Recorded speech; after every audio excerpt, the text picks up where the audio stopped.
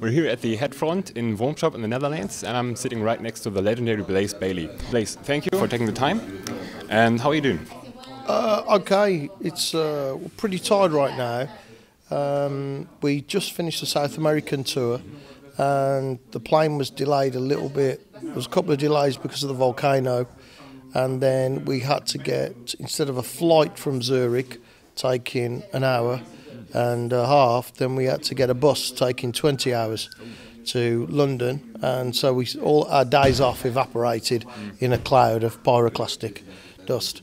So, but we managed to get to the gig yesterday in Tilburg, and absolutely worn out and last minute sound check and everything. But it was a fantastic show. The fans were absolutely amazing. We had so many people there going way back that have supported me from really the early days when I left Maiden. It was really a fantastic show, and we're really looking forward to tonight now. I've managed to get a bit of rest last night, and hopefully performance won't suffer and things will do a strong one. We've managed to sound check Samurai, one of our songs for tonight, so that we're putting that in the set, so that's different to last night, and we'll see how that goes down. And then if we have short drives and we have enough time to sound check, then we'll start working on bringing in some more songs from the Promise and Terror album into the set. That's cool. You've been very busy in the last couple of months or years. You've not only released the book and the live DVD last year, but also the Promise and Terror album in February, I think. You've been on the road for about 10 weeks or 12 weeks. How's the complete tour been going so far? I'm really surprised. The reactions that we've had have been incredible. Fans in South America and all of the UK and so everywhere we've been in Europe so far that have got Promise and Terror have really enjoyed it, and a lot of fans that have followed me for a very long time have said that it's the strongest thing I've ever done. And what's interesting is as well now that it's a long time, it's like what, 10-15 years since I was in Iron Maiden. A lot of the fans now from Iron Maiden are coming to see us, and they're coming to see our show, and they're kind of over the fact that Bruce left and I replaced Bruce and this, that and the other. And we see a lot of new fans at the show in Maiden shirts, and they become Blaze fans. You know, they listen to us with an open mind and enjoy what we do. And they can see that what we're doing, I think, this is our way of life.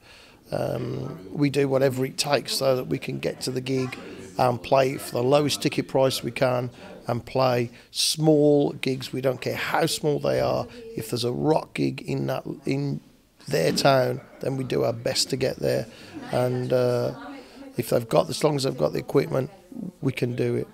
And that seems to be working. You know, it's a different way of looking at things. We're a new wave, really, and I'm in the underground. I'm not in the mainstream of the music business or even the heavy metal scene. I'm not in the mainstream. I'm in the underground, and really we're a cult band. And Blaze Bayley, as I am, and my band, we're a cult really, that some people know about us and they absolutely love us and they always come and see us. And some people are just learning about us and they say, well, what's so great about that?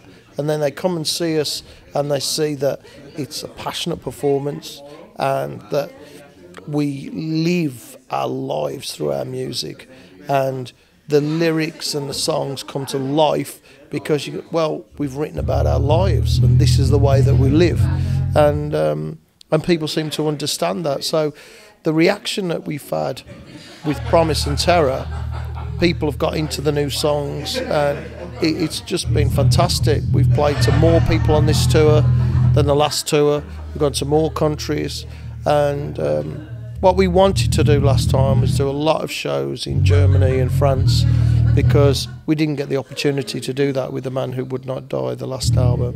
And with Promise and Terror, we've started there and we're going back now in September and October to those places.